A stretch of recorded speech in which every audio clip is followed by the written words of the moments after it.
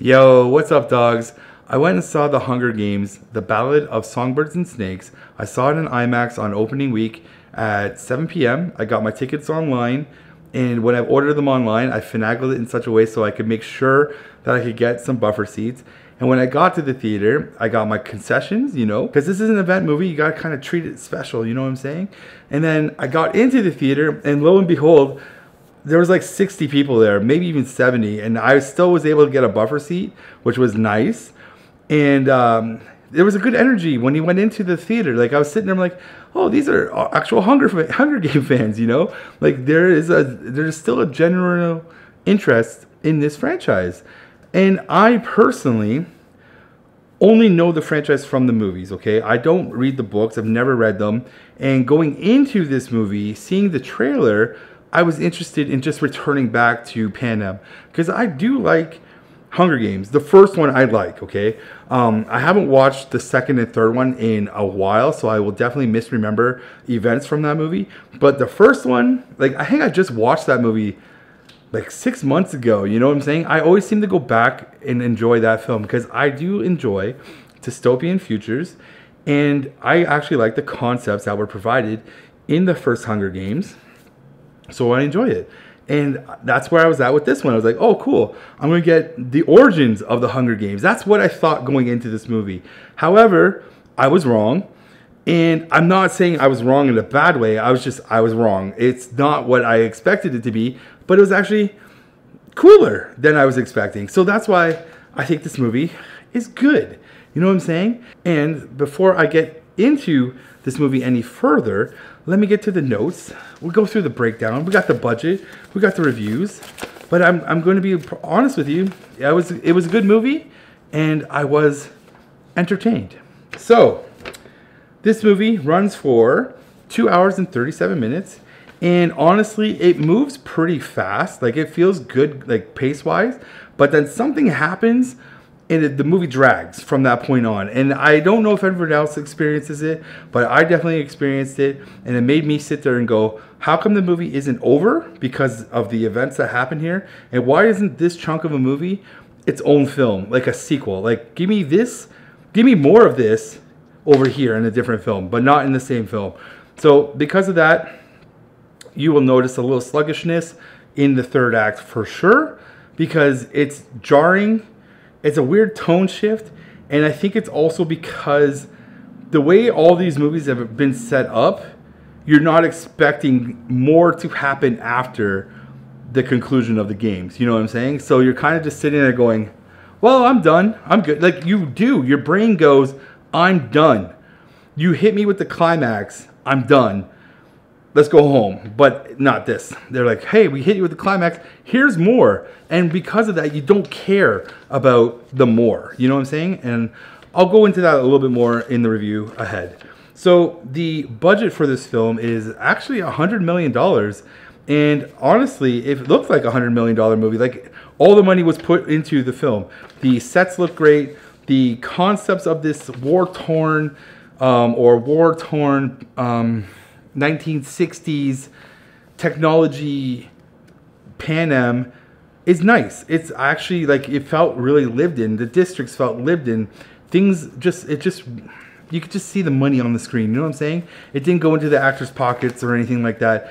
And like, all the set pieces looked great. All the set pieces look great. Like, I think my favorite set piece in the whole movie is the actual TV recording studio set piece. I really enjoyed that. It just looked super cool. You know what I'm saying? Very textile and like lived in, and like button pushing, and not too futuristic, but futuristic. It's a dystopian futuristic stuff. I was like, give me more of this. I enjoyed it. So for the actual box office so far, I wrote down the weekend box office here. It made $44.6 million in its opening weekend. And the current box office, as of today of me recording this, it is at 98.6 domestically and 98.8 internationally, equaling a total of $197.4 million worldwide, which means, hey, let's celebrate.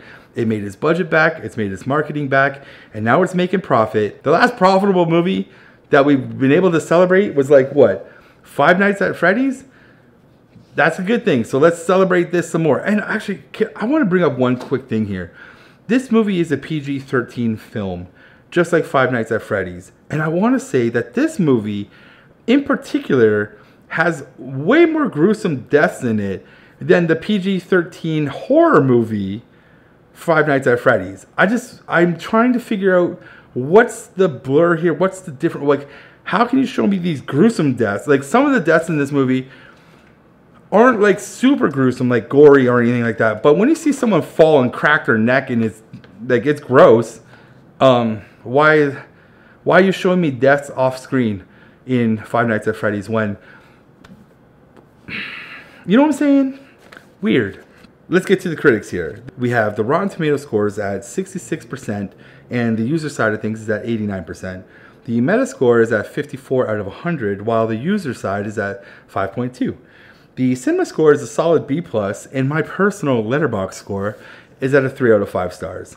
And like I said, the movie's good. I've already talked about a couple of my complaints leading up to this point, and we're going to get into more of them up ahead. So the director here is Francis Lawrence, who has been with the Hunger Games since 2013. He did Catching Fire. He's done the Mockingbirds 1 and 2, and now this. But also during that time, he did Red Sparrow with Jennifer Lawrence, which is 2016. And prior to that, I know him from Constantine and I Am Legend, which are two great movies I enjoy. I will watch them many times. They're the perfect rainy day film. So I like this guy's work already. I totally forgot about Red Sparrow. And if you haven't seen Red Sparrow, if I recall, it's pretty much that concept of the Russian ballerina where she is like, you know, a femme fatale and she goes around and kills people. But I haven't seen it since it came out, and I'm probably misremembering it. But if anyone else remembers it, talk about it in the comments below, because re-jog my memory. Should I rewatch that? It should be something I probably should go back. Jennifer Lawrence is cool in that film. I remember her being a badass. Anyways, let's get into the movie. So this film starts off with a young Snow and a young Tigress. And honestly, for some strange reason, I cannot remember what went on here. Like, I remember them, it's taking place during the war between the district and the, I guess, the capital. And so this is a wartime moment. This family is running from the district, I think, like, police, or I don't know what to call them, right? And they're trying to avoid captive, and they do eventually run away from these coppers and stuff like that. But I was sitting there going, what is going on here? Because I don't remember the reasoning for this, other than they became poor because their father, who was of prominence and wealth, died during the war. So they kind of lost their status and had to be raised by their grandma. And I'm honestly misremembering how they even got back to their grandma during this war part. And a part of me is like, did they just run back home? Like, did they scurry out from safety just to be a part of things, and then they ran home because of the safety of the grandma? And yeah, I kind of was like thinking back as I'm writing my notes, I'm like, I forget that part. I actually do. But then it's fast forwards a little bit to an adult Coriolanus Snow, played by Tom Blyth, right? And this character is Mr. Snow from the Hunger Games that we know of, right? So this movie is all about his origin story. And like I said, I didn't know that was going to be this case. I just thought we were going to see more of the Hunger Games, like the origin of the games itself, not the actual origin of this person who becomes the person who runs the games in the future, right? So didn't really understand what was going to go on in this film, but I enjoyed it actually as we go along, because this character is portrayed, I guess, at the beginning as a hero, but he does so many things during this film that are like, he's such a morally gray type of character where you are on his side, but there are things he does that also make you not on his side. But throughout the film, you're kind of like, I'm with you, because we want to see this character succeed, because they show him coming from a life of squalor now. His family that once was rich and had status are low status now, and they're barely hanging on to what status they have. And they're all this family's hope. The grandma, I wrote her name down. It's actually just grandma, but is played by is it Fionnula Flanagan? She's the grandma, and she is just like, the matriarch. I don't think she's all upstairs. Like, I think she has a little dementia, but that could just be my portrayal or thoughts of her, because I think she really longs for the days of the past, of like the districts being under control and stuff like that. She's kind of like she's kind of that grandma that reminisces about the war at Thanksgiving, you know what I'm saying? And you're like, grandma, we don't think like that anymore. That's what she kind of reminded me of sometimes. She's an interesting character. She's just there, right? And we also have an older tigress who is played by Hunter Schafer, and she is, I looked at her as kind of like this optimist, like she's kind of like, I don't think she's like a doe-eyed like person that just doesn't see the writing on the wall, but she's there to cheer on Corleones, or Corleo as she calls him. And I felt like she's the moral compass, so to speak, for when Corleo is a little lost in the sauce of the games and him graduating and stuff like that, right? So I think he always refers back to her to kind of ground him back to home. Like, home is his driving force to get back to prominence, right? He wants the wealth and status so his grandmother and his cousin can live well again. And that's the motivation that they portray to us, right, as we're watching it. And he is going to do whatever it takes to get his family back up the chain, you know what I'm saying? And so we're kind of on board with that, because we're all like, hey, I would do that too for my poor family, you know what I'm saying? So we're on board with him and his actions, but eventually his actions get a little too dastardly, you know what I'm saying? And it turns us on him in a way. It's really interesting. The character itself is interesting, and his moral compass is really being torn. Like, it's getting pulled in all directions, you know what I'm saying? And it's interesting to watch.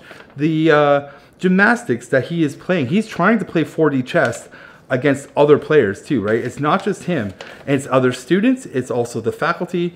So there's a lot of layers going on in this film, and it's actually, I actually enjoyed it. It's nice. So speaking of faculty, we have Peter Dinklage in the movie as Dean Casca Highbottom, and he is the games creator and the academy dean, right? And he comes across as very morose, very sullen, kind of just like, I almost want to say he's woe is me. Like, I don't feel like he likes what's going on with everything. And actually, honestly, watching this film, there's many points at this film, I'm just like, is he the rebellion? Is he the guy who's leading the rebellion from within? Because there's rebellions going on and stuff, right? There is another faction out there that we don't really know about and who's operating it. And there was times where I'm like, I feel like this guy doesn't like what he did, what he created. And because of that, you kind of have this like weird doubt about this guy's motivations, right? And he clearly hates Corleo a lot. And you don't really know why he hates him, but he just craps on him so much, and he craps on his family's legacy and all these other things, but we learn why later. You know what I'm saying? And like, this character also is kind of drunk. I can't remember what potion he's drinking, but I think it has like a methamphetamine in it, or some kind of like something that just like, you know, like an ibuprofen. He's drinking drink, you know what I'm saying? And he just drinks it a lot, little vials of it. And that's just how he gets through, you know. He copes with the pain via drugs and alcohol. And we also do learn that he was friends at one time with Corleo's father, which is another reason why he hates Mr. Snow. And that also plays out in the story as well. So who else do we have in here? Hold on. We have Viola Davis as Dr. Volumia Gall? Yes. And she is, I would look at her as like the game engineer and a mad scientist. She is crazy. I enjoyed every scene she's in because like I just felt like I wanted more of unhinged Viola Davis. Like every time she's on, but like she's dialed up to 12, you know what I'm saying? And she's creepy, she's mysterious, she's also playing 4D chess. She takes an interest in Corleo and his thoughts on the games and what attractions he wants to do. But before we get into that, we have to set up the kind of the backbone of the story here with these characters. So there's other students involved. We have Josh Andres Rivera as Sejanus Blyth, and he is like best friends with Corleo. He's a rich kid. He comes from very high standing family that has a lot of wealth. They made a lot of their money off of the actual wars, so that's how they have the money. He's looking to be like the leader of the next, like the academy and all that jazz. But he also has very opinionated points of views about the actual Hunger Games. He doesn't like them. He thinks they're savage, they're barbaric, and he wants to kind of get rid of that and free the people, so to speak. Like he wants change, but not a lot of people like him.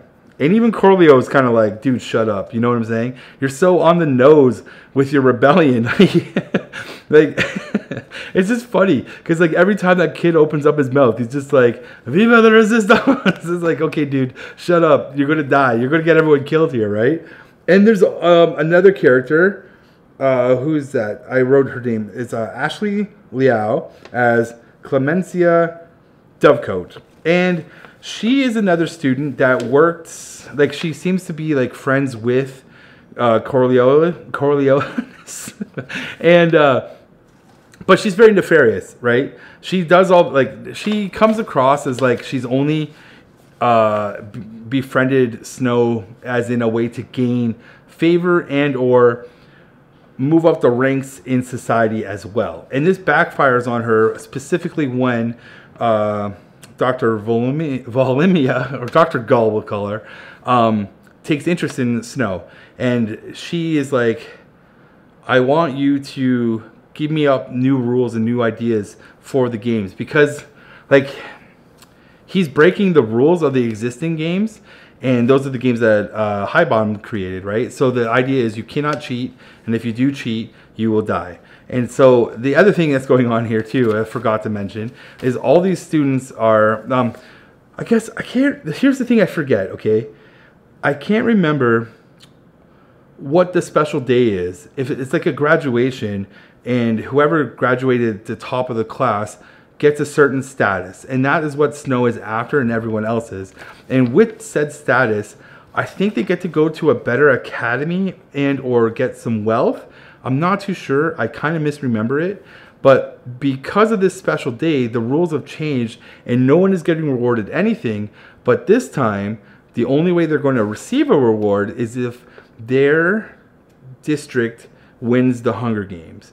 So they have an event where the students are drafted districts.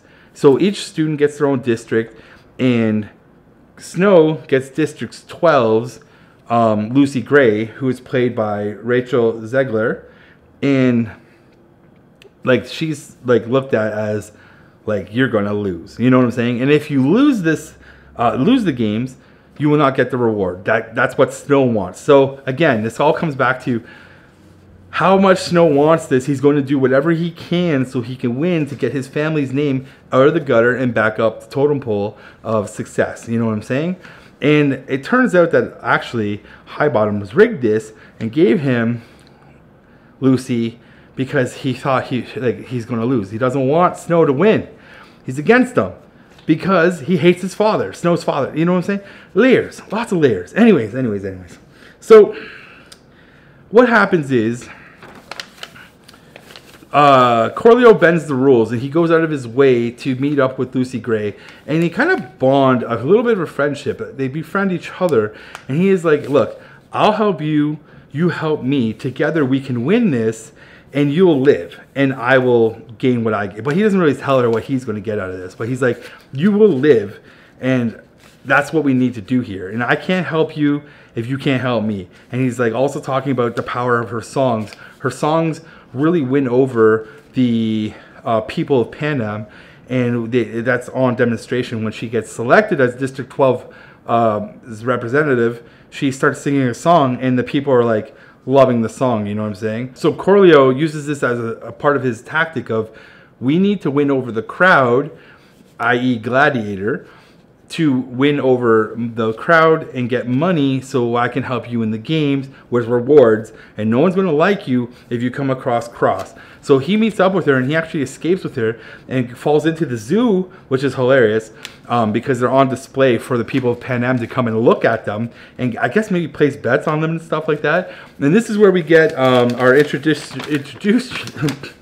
our introduction to Lucky Flickerman, who's played by Jason Schwartzman. He is hilarious. I loved every scene that Schwartzman shows up on, okay? He's just absolutely hilarious. This character is so oblivious, and so I don't think it's absolute blindness to the oblivious, but he is kind of just like in it for himself, and he doesn't really care as long as he looks good and his popularity rises, right? And we see that a lot throughout the film, but every scene he's in, absolutely hilarious, and he actually is a really good tone break of the seriousness and into nice levity, and they write him in really well. Actually, he doesn't come off as abrasive, but he also makes you think about the absurdity of the games and how the people of Pan Am are enjoying the games. You know what I'm saying? There's a scene in this movie where he's literally he's doing the weather of Pan Am. And then he's like, oh, someone's dying, and let's cut to the show. And it's like, it's so wild. Like, that's how the numbness of this world is when it comes to the actual Hunger Games. It's interesting. He brings a certain levity, like I said, but also it makes you think about the world and the people of this world and how they are kind of barbaric and savage for this type of entertainment, just like old school gladiatorial pits. You know what I'm saying? It's a very interesting commentary. What was I going to say? So yeah, we have him, and as we have the relationship between Snow and Lucy grow, he's breaking the rules, and he's trying to show like, hey, this is my person, like her, and then he's changing the rules, and this is what Dr. Gull sees something in him as not just like a rule breaker, but a rule changer. And so she asks him to come up with new rules, come up with new ideas to make the games better, because she's a game designer. She wants a better game. She wants the people to watch more. There's really interesting political side of things with the actual games and the people's attendance and the figures and who's watching it, and how the numbers have been down this year compared to other years, and the people aren't buying into the concept of these players because they never win. There's no connection to them. So Corleo is changing that. So with Corleo putting in all that work, he's like changing the face of the games, and with that, he's changing the face of the players and causing more engagement with the people of Pan Am to get invested in these players. And that is a good thing for the ratings of the show, which also means that the people of Pan Am are actually going to be more cool with the districts and their like the idea of bringing the districts into the games and stuff. It's a lot. It's cool. So with that, Dr. Gull gives him an assignment, and he does it over one night, and he presents it. He already gives it to her, and he's been summoned to go and see Dr. Gull. And with that, Dovecoat tags along and is like, hey, did you do the work? I need to know. Give me the Coles notes. So when he does tell her what he did, they go and present and talk, and she just cuts him off and says, I came up with all the work. Dovecoat, I did it. And Gull's like, oh, did you? It's an interesting little show and tell tactic that's going to come out and pay off later, right? Because she puts the paperwork into the pit of snakes, and these snakes can sense or smell the pheromones on the paper, and if they know and become intimate with these pheromones, they will not attack the hand that wrote it. So she tells Dovecoat to put her hand in it if you wrote it, and she does, got bit by the snake, and so she dies. At least that's what it's implied, she's dead. Anyways, Dr. Gull is like, I liked all the work you came up with, we're going to implement it all. And he's like, cool, let's start the games, you know? And then we get into the games, and the games itself are pretty cool. There's a lot of good character building between Snow and Lucy, where you're kind of like, will they, won't they? Will they make out? Will they not? Or is love happening? And does he really like her? Does he really want her to live? It's pretty interesting in that regards of these characters. I actually was really invested in them. And as the games go on, the first round, like there's a lot that I'm glossing over because there is a lot to actually talk about in this film when it comes to the characters and stuff. And like there's scenes in this movie where you're just like, man, you know what? I really feel bad for some of the characters in this movie, especially man. Why do they do this in Hunger Games? They always get me with the young kids when they die. I hate it. I hate it. I hate seeing kids die, and it's just, yeah, man. They do it every time in these movies, and this time they kind of went a little too far with it, I think, because they had a young girl who I think maybe has autism, well, some level of autism. High functioning autism, and she dies, man, and I felt so bad. I'm like, why would you do this? And I just didn't like it because it's just like the concept of having someone so weak in these games. But I guess that's the point of the games, right? Where you're like, man, why? Because it's all drafted, right? Like it's technically drafted and not cahoots. But like you're just like, oh man, such a weak person subjected to such a cruel punishment. It's just, I hated it. But I guess that's a good thing. They got the emotion out of me because I really hated the games at that point, and I felt so bad for her when she was going to die. And I actually felt bad for the other young characters too. I always do, man. They get me every damn time. Yeah, and there's like certain characters in this movie that get drafted with with Lucy. Like we have Jessup, who's also from District 12, but he gets bit by a bat and gets rabies and like comes after to kill her. But Snow saves her by using the money to deploy water, because I guess if you have rabies, you're afraid of water. I don't know how true that is, but that's a thing in this movie. And he dies. There's a lot of death with the characters. There's Reaper, played by Dimitri Abold. He was cool. He kills people, but he also has this very powerful moment where he lays out all the bodies and like not buries them, but puts the flag over them, the Capitol flag. And at that point, I was like, oh, are they going to have a rebellion again? Like, is this going to spark a rebellion? But nothing happens out of it. It's kind of like just like yeah, okay, that's what Reaper does. And he dies. Like, they all die. Everyone dies, except for Lucy. I'm glossing over a lot of the games because I got to get to the actual... There's another section of this whole movie, and this is where I have a complaint with it, okay? So, the games ends, okay? Lucy wins. Right?